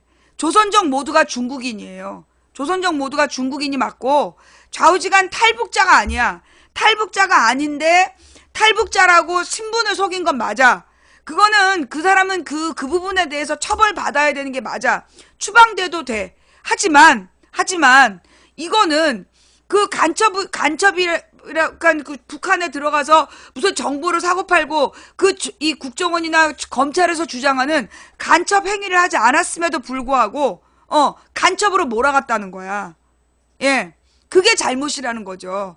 그래서 이 자백이라는 영화는 어떻게 보면 죄 없는 그러니까 간첩이 아닌 사람을 간첩으로 몰아가는 그 과정 그리고 증거를 조작하려고 했던 검찰과 국정원의 실체가 드러나는 그래서 그렇기 때문에 박근혜 정부가 그런 정부라는 걸 입증하는 굉장히 중요한 사건인 거예요. 예. 네. 그래서 우리가 이 자백이라는 영화를 널리 퍼뜨리는 건 이건 우리의 일종의 저항 운동이야. 그리고 지금 상황이 굉장히 심각해요. 예. 지금 굉장히 상황이 심각해. 지금 박근혜 정부에서 지금 이 국정교과서를 밀어붙이고 완전히 개막장 정치를 하고 있잖아. 이거 도대체 정상적이지 않아. 지금 거의 이게 치매 노인 같은 짓을 막 하고 있단 말이야. 박근혜 정부가 지금 하고 있는 짓이 그래. 그런 상황이기 때문에 이때 이제 그런데 우리 야권은 다 뿔뿔이 자기 지지자들별로 찢어져가지고 오만 지금 그 쓸데없는 짓거리를 하고 있잖아. 지금은 우리가 모두 뭉쳐야 될 때야. 지금은 야권이 정말 그 박원순 주장대로 야권 모두가 전체가 다 단결해야 된다. 그래서 지금 공동 대처해야 되는 상황이다. 나는 그 말이 맞다고 봐요. 그 공동 대처가 이번에 문재인 송민순 사건 이것부터 시작을 하는 거다. 그러니까 지금 그 문재인에 대한 송민순의 공격을 치졸하다라고 박 시장도 딱 치고 나오는 이유가 뭐냐면 이거는 지금 상황 매우 심각하다고 보는 거야. 그래서 이 송민순의 박원순 공격을, 그러니까 송민순의 문재인 공격을 다 같이 막아내야 되는 거야. 그리고 이걸 역풍으로 만들어야 돼. 이게 지금 우리가 해야 될 일이야. 야권의 분열을 극복하고 이 공안 탄압, 쟤네들이 야권을 분열시켜서 공안 탄압으로 갈 거란 말이야. 그래서 그 야권 분열 공안 탄압의 그 시나리오를 우리가 깨내는 건 오로지 단결밖에. 그래서 평화 단결이구나. 예. 그래서 단결밖에 없다. 예. 그래서 지금 우리가 공동의 대처를 하지 않으면 안 된다. 자, 그렇게 하면 일단 이 송민순 주장으로 넘어가서 이 송민순의 주장으로 넘어가면 그 당시 노무현 대통령이 북한의 김정일의 지시를 받아서 북한 인권법에 기권했다. 이게 송민순 회고록 내용이야. 자, 그러면 이 내용에 대해서 그 일단 처음으로 주장한 그게 잘못된 내용이고 거짓말이다라고 주장한 게 누구냐면 당시 통일부 장관인 이재정이야. 지금 경기도 교육감하고 있는 이재정 교육감이 그 당시 통일부 장관이었는데 자기가 통일부 장관이었고 그때 당시 자기가 반대했고 그래서 기권한 거다. 그 북한 인권법에 기권해야 된다고 자기가 강력하게 주장해서 그래서 통과된 거지. 김정일의 지시를 받았다라는 건 말이 안 된다라는 게 첫 번째 증언. 자, 그러면 이건 아마 이렇게 얘기를 하겠지. 그거야. 노무현 꼬봉이니까 그렇게 얘기하겠지. 근데 여기에 뜨는 게 김장수야. 김장수 기사 갖고 와봐봐요. 김장수가 누구냐 하면 노무현 정부 때 국방부 장관 했던 사람이야. 그런데 노무현 정부 끝나자마자 2008년에 한나라당으로 공천받은 사람이야. 그 공천받은 김장수가 뭐라 그랬냐. 송민순의 회고록은 틀렸다. 송민순 회고록은 틀렸다. 자기가 국방부 장관으로서 그때 그 국방부 장관인 김장수는 어떤 의견도 내지 않았다라고 회고록이 되어 있지만 사실 자기는 분명히 북한 인권법에 찬성이라는 자기 의견을 분명히 냈다. 그러니까 그 회고록이 틀렸다라고 지금 주장하고 있어요. 그러니까 지금 이 송민순의 회고록이 그 새누리당 김장수 입장에서도 보면 지금 중국 대사잖아. 중국의 대사로 가 있는 김장수가 볼 때도 이거는 신빙성이 없다는 얘기예요. 그죠? 예, 요거를 널리 알려줘야 돼. 김장수, 송민순 회고록 틀렸다. 나는 북한 인권 결의안에 찬성했다.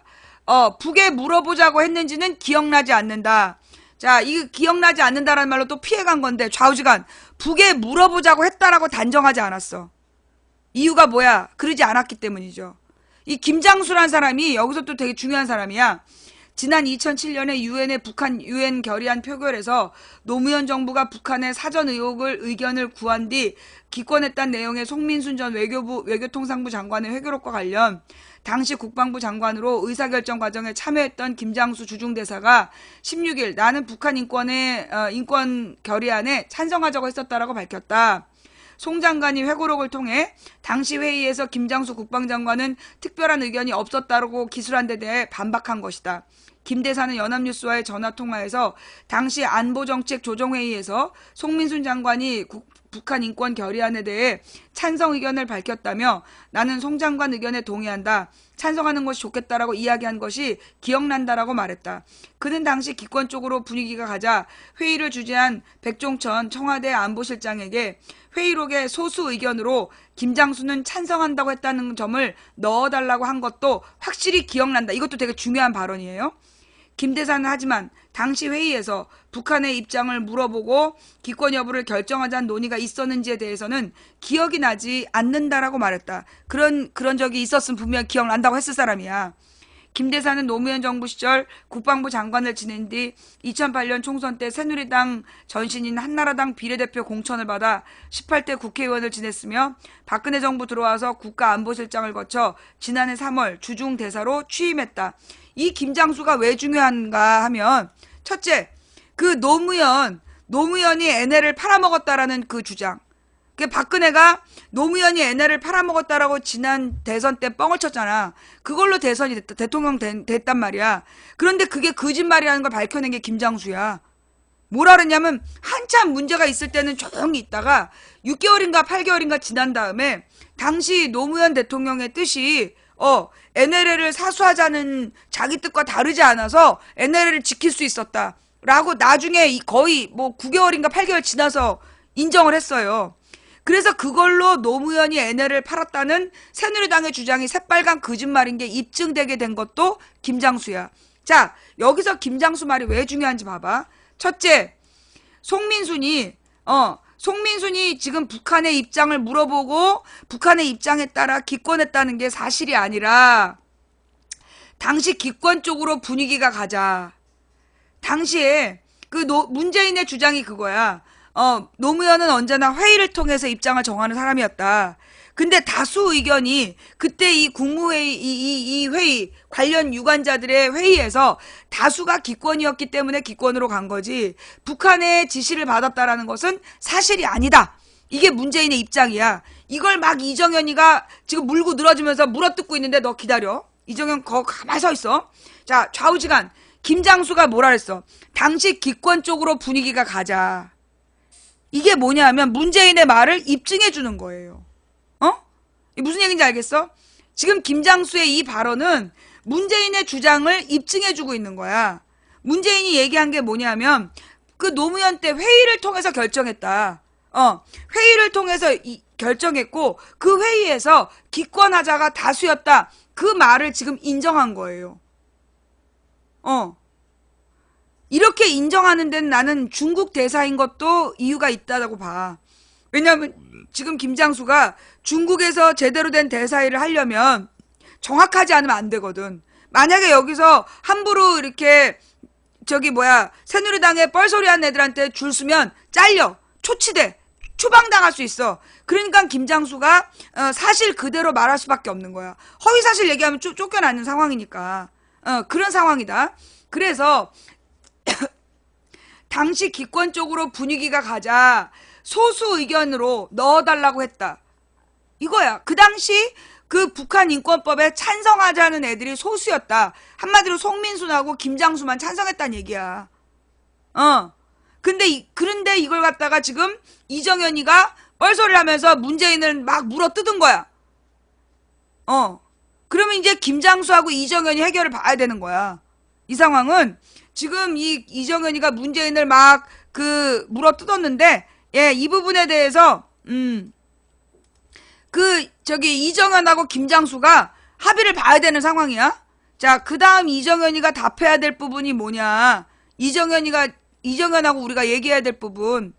자, 2002년 박근혜 행적이죠. 그죠? 자, 우리의 박근혜 시리즈 준비된 영상 보여주세요. 예. 무슨 얘기냐? 박근혜는 2002년 5월에 북한을 갑니다. 그때 무슨 미래연합인가 그래. 그런데 이 박근혜가 그때 그 미래연합 머시기 대표로 이제 북한을 갔어. 정윤회를 딱 데리고 북한을 가가지고 갈 때 그 공항에서 기자들이 물어봤어. 저기 가서 김정일을 만날 예정이냐? 그러니까 그때 박근혜가 뭐라 그러냐? 그럴 계획이 아직 없다. 그런 계획이 전혀 없다. 그리고 갔어. 무슨 얘기냐? 출발할 때 김정일을 만나기로 약속이 되어 있지 않았던 거야. 그런데 가가지고 왔다 갔다 하고 있는데 김정일이 박근혜한테 연락을 한 거야. 그래서 둘이 만난 거예요. 자, 이거 국가보안법상 북한의 수괴를 만난 짓이기 때문에 이거 국가보안법상 이거 종신형에 처해져야 될 아주 심각한 범죄야. 국가보안법을 그대로 적용하면 박근혜는 국가의 허락 없이, 왜냐하면 국가보안법에 처벌받지 않는 유일한 방법이 뭐냐면 국가로부터 허가를 받고 가는 거. 김정일을 만나기 위해서 우리나라 정부로부터 허가를 받고 갔다면 그거는 국가보안법 위반이 아니야. 왜냐하면 이제 그 당시 국가보안법이 창구를 단일화해서 정부의 허락을 받고 만나는 건 국보법으로 처벌하지 않았단 말이야. 그런데 박근혜는 허락을 받지 않고 가서 김정일의 접촉에 대응을 한 거야. 그래서 문제가 되는 거예요, 이게. 예. 그런데다가 가서 만난 다음에 돌아와서 박근혜가 한 짓이 뭐냐? 인터뷰를 했어. 박근혜가 인터뷰를 뭐라 그랬냐면 굉장히 약속을 김정일에 대해서 굉장히 호감을 표현했어. 그죠? 근데 뭐라 그랬더라? 약속을 꼭 지킬 사람이다. 약속을 꼭 지켰어요. 솔직하고 거침없는 사람이다. 그러면서 칭찬을 했어요. 예. 그래서 이제 그때 박근혜가 그 솔직하고 거침없는 사람이라고 칭찬했던 내용이 남아있어. 그게 뭐에다 했냐? 이게 뭐 비밀 문서로 남긴 게 아니라 그때 연합뉴스랑 인터뷰를 했어. 예. 그 연합뉴스랑 인터뷰도 했을 뿐만 아니라 심지어 자서전도 냈어. 심지어 자서전도 낸 거야. 이거 국가보안법을 엄격히 적용하면 김정일을 찬양 고무한 거야. 김정일 위원장은 솔직하고 거침없는 사람이다. 이거 찬양 고무죄에 해당이 돼. 국가보안법상. 그죠? 예. 자, 그래서 김정일 위원장은 솔직하고 거침없는 사람이었다. 김 위원장의 화법과 태도는 인상적이었다. 이게 자기 자서전에 나오는 내용이야. 이거 찬양 고무죄에 해당이 돼요. 예. 그 다음에 김정일 위원장은 서로 마음을 열고 이끌어낸 약속들을 가능한 한 모두 지키려고 노력하는 모습을 보였다. 이것도 찬양 고무죄야. 이것도 자기 자서전에 썼어. 그 다음에 김정일 위원장이 전용기를 보낸 걸 김정일이 박근혜한테 전용기를 보냈어. 각별한 대우를 하는구나 하는 생각이 들었다. 요게 지금 연합뉴스 인터뷰에 나오는 방북기에 나오는 거야. 김정일하고 박근혜가 각별한 사이였단 얘기지. 김정일 위원장과 면담 일정을 전해 들은 뒤 가슴이 뛰긴 했어도 그렇게 긴장되진 않았다. 심지어 김정일하고 만나기로 하니까 이제 가슴이 뛰었다는 거야. 자, 그 다음에 김정일 위원장과 첫 만남이라고 하지만 선친들 간에 과거 역사가 있어서 그런지 모든 것을 탁 터놓고 허심탄회하게 얘기할 수 있었다. 여기서 이제 결정적인 자기 아버지하고 김일성도 친했다는 얘기까지 고백을 한 거야. 김일성이랑 박정희가 이게 과거에 뭔가 이렇게 엮여 있어서 모든 걸 탁 터놓고 허심탄회하게 얘기할 수 있었다. 이 김일성하고 박정희 사이가 끈끈했다는 얘기까지 지금 자백을 한 거예요. 예, 이건 색다른 자백이네요. 김정일 위원장은 우리 남한 정치에 대해서 해박한 지식을 갖고 있었다. 찬양 고무가 계속해서 이어지고 있죠. 예. 그러더니 답방 약속과 관련해서 그러니까 김정일이 한국으로 올 거냐, 김정일 위원장이 약속을 지킬 것이라는 느낌을 받았다. 그래서 이제 김정일이 약속을 지킬 거라는 아주 그냥 확신에 차서 얘기를 하고 있는 거예요. 그 다음에 김정일 위원장의 말만 듣고 왔다는 지적에 대해서 나의 방북은 사과를 받으러 간 것이 아니다. 남북한의 공존을 위해 작은 힘이라도 보태기 위해 간 것이다. 그러니까 6.25나 이런 거에 대해서 혹은 그동안의 남한에 대한 도발에 대해서 자기는 사과를 받으러 간 게 아니다. 남북한의 공존을 위해서 작은 힘이라도 보태러 갔다. 예, 라고 얘기했다는 거. 그 다음에 3박 4일의 북한 방문 기간 가슴이 찡할 때가 한두 번이 아니었다. 예. 어떤 게 찡했을까요? 세계에서 유일한 분단 국가인 우리의 현실이 서글펐다. 이게 이제 누구야? 신은민가? 그 사람이 이런 말 했다고 영구 추방됐잖아? 남북한이 같이 잘 사는 날이 오기를 손꼽아 기대해 본다. 예. 남북한 여성이 우리나라를 살기 좋은 행복한 나라로 만들 수 있도록 노력하자는데 의기투합했다. 심지어 북한 여자들이랑 의기투합까지 했다는 얘기야. 그러더니만 북한은 최고인민회의의 대의원 687명 가운데 20%인 138명이 여성이라고 했다. 우리보다는 여성의 사회 진출이 활발한 듯이 보였다. 심지어 남한하고 비교까지 했어. 남한하고 비교까지 해가지고 지금 북한의 체제를 이렇게 옹호하고 있는 거죠. 예, 요거 국가보안법 그대로 적용하면 이석기 옆방에 들어가야 됩니다. 예. 옥류관에 노래방 기기가 있어 노래도 함께 불렀다. 고향의 봄을 합창했는데 가슴이 뭉클해져 왔다. 북한 사람들이랑 노래방에서 어울리면서 고향의 봄을 부르면서 가슴이 뭉클해졌다. 그러면서 이제 유우성이는 노래방에서, 그것도 연변 노래방에서 노래 불렀다고 간첩으로 몰아가다가 그냥 쪽팔린 사건. 판문점 육로 귀국 제한. 김정일이가 심지어 박근혜더러 육로로 귀국하라고 그런 거야. 그러니까 이제 김정일 위원장의 제의가 반가웠다. 나에 대해서 각별히 신경을 쓰는구나 하고 생각했다. 또 한 번 각별한 사이임을 강조하고 있죠. 예.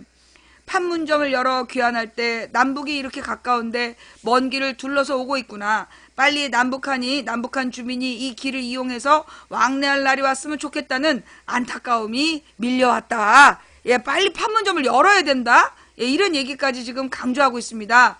예.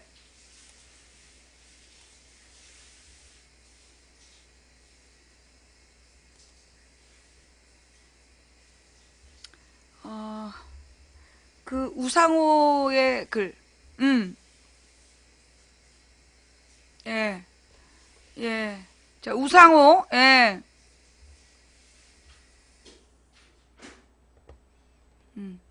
가만있어 보자.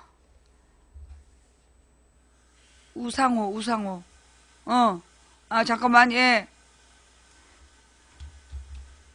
일단 이제 정말로 박근혜가 그 김정일을 만났는가? 야관문? 아, 이놈의 야관문. 왜 다 야관문이야? 우리랑 관계된 건 전부 다 야관문이야. 이 유튜브가요, 진짜 확실히 문제 있어요. 예, 유튜브가 확실히 지금 문제 있고, 틀림없이 유튜브 코리아에서 뭔가 하고 있어.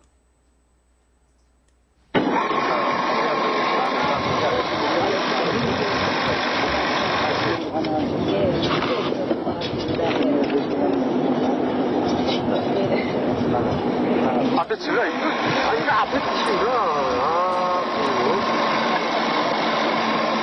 백동 친구 자꾸 앞에 나갈래? 20분짜리 영상이야. 다 너무 길어.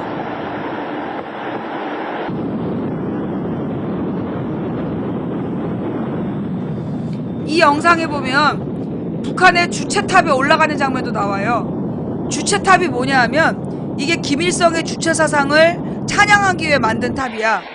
거기도 갔다 왔어.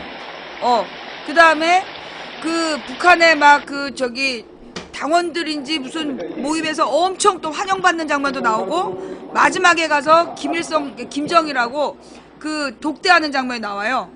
예.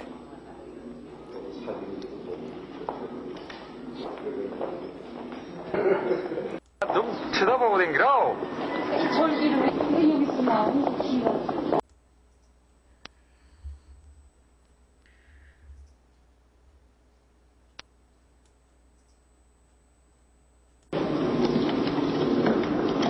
다시 볼게요.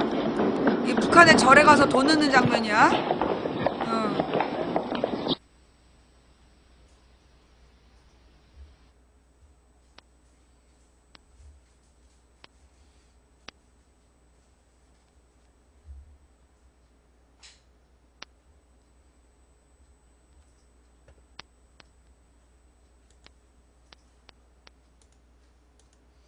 아, 내가 뭘 했었어. 박근혜가 했었지.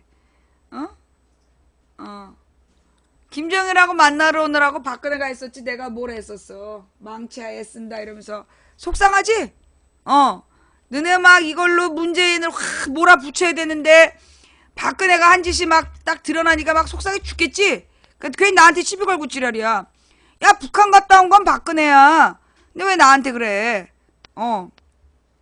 사고는 박근혜가 쳤는데 이 새끼들이 꼭 나한테 욕을 하더라. 왜 그래, 왜?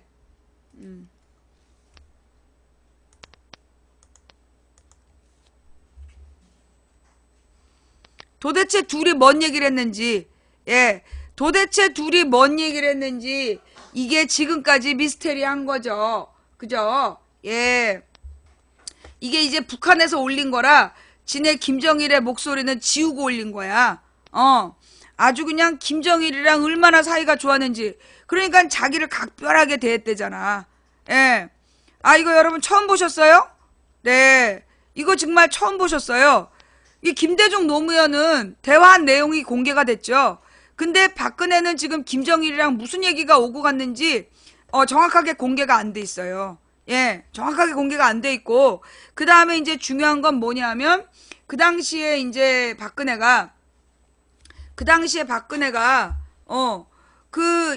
갔다 온 다음에 김정은이가 대화로 공개하겠다고 협박을 한 두세 번 했어. 그러면서 박근혜가 친북 발언 적잖게 했다. 예. 근데 나는 내가 이제 김정은한테 불만이 그 부분이야. 아, 빨리 까라고! 맨날 말로만 까. 김정은이는 박근혜가 이제 북한에 가서 친북 발언을 했다 이거야. 그래 놓고 말로만 해, 말로만. 까란 말이야, 까라고. 나는 그래서 김정은이도 박근혜를 좋아하는 거 아니냐. 김정일이가 그렇게 박근혜를 좋아했대잖아. 각별하게 생각하고. 김정은이도 박근혜한테 마음이 있나 봐. 그러니까는 그걸 안 까는 거지. 그걸 왜 안 까냐고. 안 그래? 예. 자. 봅시다. 우상호, 박근혜, 김정일 대화로 까자는 거냐? 박 대통령이 김정일 만나 한 말은 훨씬 심각했었지 않나? 우상호 더불어민주당 원내대표는 16일 이정현 새누리당 대표가 문재인 더민주 전 대표에 대해 북한과 내통했다며 대통령 기록물 열람을 요구한 것과 관련 박근혜 대통령도 북한에 가서 김정일을 만난 적이 있다. 당시 박 대통령이 한 말이 훨씬 심각하다고 생각한다며 한나라당 의원 시절인 2002년 박 대통령의 방북 당시 행적을 갖고 역공을 취했다. 이 우상호가 나는 참 기대보다 잘하는 것 같아. 아니에요? 여러분 어떻게 생각해요? 이 우상호가 몰랐어. 옛날에는 이 원내대표 된 다음에 원래 이렇게 유능했나 싶어. 예. 우상호 원내대표는 이날 오후 국회에서 기자간담회를 가진 자리에서 새누리당의 대통령 기록물 열람 요청에 응할 거냐는 질문에 정치 공세에 응할 생각이 전혀 없다며 이같이 말했다. 그는 더 나아가 자꾸 이런 식으로 접근하면 박근혜 대통령과 김정일의 열람 기록을 가지고 싸우게 되어 있다. 그게 바람직한가? 라고 경고하기도 했다. 그는 문 전 대표를 북한의 종이라고 비난한 새누리당에 대해서도 종노릇을 했다는 식의 말은 김진태 의원이 박지원 대표를 겨냥했던 말보다 더 과한 발언이다. 그동안 수세에 몰리다가 뭐 하나 잡았다 싶은 것 같은데 말씀을 과하게 하면 안 된다며 사실관계 확인도 하지 않고 북한의 종노릇 했다는 규정은 당 차원에서 법적 대응할 것이라고 밝혔다. 고소해! 이거 배지 떼게 해야 돼. 허위사실 유포죄로. 그는 국민이 지난 대선 때 NLL 관련해서 굉장히 심한 논쟁 과정을 지켜보고 그렇게 가면 안 되는구나를 알았을 것이라며 현명한 국민들이 새누리당 정치 공세에 현혹될 리 없다고 믿고 있다고 덧붙였다. 고소해야 돼요. 송민순하고 이정현은 나는 고소해야 된다고 봐. 송민순, 이정현은 둘 다 고소고발을 해야 돼. 물론 얘네들이 믿고 있는 게 고소고발을 해봤자 법정에서 그러니까 검찰이 기소 안 할 거다. 이걸 믿는 거야. 이게 검찰이 기소 안 할 거라고 믿고 지금 고소하라고 그러는 거잖아. 이건 그래서 이 법원에다가 문제를 제기해야 돼요. 직접. 법원에다가 직접 문제를 제기해야 되고 요즘에 박근혜 정부의 특징이 뭐냐면 법원 알기를 홍어조수로 알아. 왜 그러냐면 이게 지금 이제 이 법원이 검찰이 기소를 안 하면 맥을 못 추고 또 대법원이 자기네들이 주장하는 그러니까 그 박근혜 종이 6명 있기 때문에 어차피 1심 2심에서 유죄 줘봤자 3심 가서 무죄 주면 된다. 이따위를 지금 얘기하고 있는 거야. 그러니까 지금 대법원이 박근혜 종노릇을 하고 있는 거지. 요 부분에 대해서 우리가 국민들이 만약에 이 법원이 얘네들을 처벌하지 않는다라면 이건 우리가 어떻게 해야 된다? 예, 이거는 지금 국민들이 들고 일어날 수밖에 없는 거야. 지금 국민들이 들고 일어날 수밖에 없는 상황으로 가고 있다. 지금은요, 민주 세력이 모두 단결해서 단일한 대오를 이루고 단일 대오를 이루고 이 누구의 박근혜 일당의 공안 탄압에 대해서 확실한 대처를 해야 돼. 박 시장 판문점을 총 어떻게 한 새누리당이 그래서는 안 돼. 정치가 희소시 최소한의 염치도 잃었다. 저건 무슨 얘기죠? 나는 이 부분에 박 시장이 치고 나오는 거 굉장히 잘하는 거라고 봐. 지금 이 박 시장이 문 대표를 이렇게 딱 옹호하면서 이 국가보안법으로 치고 나가는 거, 이거 난 굉장히 중요하다고 봐. 나는 이게 지금 이 분위기상 예. 예. 총풍 국가보안법 전문가라 했잖아. 박 시장을 왜 이렇게 국정원이 싫어했냐면 유우성 간첩사건을 조작했어야 됐던 이유가 뭐냐. 국정원의 과거를 박원순은 알고 있다. 예. 진짜 소름 돋는다, 이방. 왜? 너무나 정확한 사실만 얘기해서 소름 돋아? 널 내가 이렇게 강퇴시키려고 했는데 채팅 금지만 시켜놓게. 왜냐하면 네가 이제 그냥 도망가면 진실을 모르고 도망갈 것 같아서. 너 어디 꼼짝하지 말고 거기 앉아있어. 자, 이게 무슨 얘기냐. 박원순 서울시장이 16일 새누리당이 송민순 회고록을 근거로 문재인 더불어민주당 전 대표에게 종북 공세를 펴고 있는 데 대해 정치가 최소한의 염치도 잃었습니다. 라고 새누리당을 질타했다. 박원순 시장은 이날 페이스북을 통해 새누리당이 송민순 전 외교부 장관 회고록을 근거로 2007년 유엔 인권 결의안 기권의 진실을 묻고 있습니다. 라고 이같이 말했다. 이어 국민 누구나 물을 수 있지만 새누리당은 그렇게 물으면 안 됩니다. 라며 판문점 총지를 사주한 총풍 사건을 알고 있는 국민이라며 총풍을 상기시켰다. 이게 총풍이 97년이었나? 몇 년이었죠? 이회창 대선 때였는데 이회창 대선 때 이회창 캠프에서 그 북한에다가 총 한번 쏴달라 뭐 했던 사건이잖아. 그죠? 이회창 캠프 관계자가. 그죠? 이 총풍 사건에 대해서도 저기 기사 좀 갖고 오세요. 국민 누구나 잠깐만. 그는 국민은 묻고 말해도 당신들은 그렇게 해서 안 됩니다. 그것이 염치라면서 하루하루를 죽지 못해서 산다는 국민들에 대한 예의라며 거듭 새누리당을 비판했다. 그는 장기간 파업으로 철도의 안전과 운행이 위태롭습니다. 삼성과 현대차 리콜 사태로 국민들의 걱정이 큽니다. 최순실, 정유라, 우병우, 차은택 등 국민들이 몰라도 되는 이름까지 기억에 들어가 삶을 무겁게 합니다. 대한민국이 아픕니다. 국민의 삶이 위태롭습니다. 라면서 먼저 청와대만이 아는 대답을 들려줘야 합니다. 라며 최순실 의혹에 대해 침묵하는 청와대를 질타하기도 했다. 자, 좌우지간 총풍 사건이라는 게 뭐냐면 그 옛날에는요. 한마디로 이 북한에서 난동을 꼭 선거 때 부렸어. 매번 선거 때마다 북한에서 난동을 피웠어. 그래서 유명한 북한의 난동 사건이 대부분 선거 직전이에요. 선거가 있기 전에 뭐 이럴 때. 그래가지고 그걸 빌미로 해서 공안 탄압이 벌어지고 야권을 막 위축시킨 상태에서 선거를 치렀어. 박정희 전두환 때. 그런데 우리는 정확하게 그게 내통을 했는지 안 했는지 증거가 없었던 거야. 근데 밝혀진 게 이회창 선거 때, 이회창이 나왔을 때였는데, 내 기억에 97년이었던 것 같아. 97년에 이제 그 이회창하고 김대중이 붙었단 말이야. 그런데 이제 그때, 그 북한에다가 총 한번 쏴달라라고 부탁을 했던 사건이 터졌어. 그때 이제 그 소위 북한의 내용을 알고 있는 사람이 그런 일이 있었다라고 공개해버린 거야. 그래서 알려진 게 총풍 사건이에요. 그래서 그동안에 무슨 일이 있었다라는 걸 우리가 감을 잡을 수 있게 했던 사건. 예. 그게 그 이회창 선거 때였어. 97년에. 예. 그게 총풍 사건. 예. 그러니까 이제 지금 9월 9일의 핵실험. 예, 9월 9일의 핵실험. 오늘인가 어저께 또 쐈다며. 무수단을 또 쐈는데 또 실패했다. 그러니까 지금 이제 북한이 계속 사고 쳐주길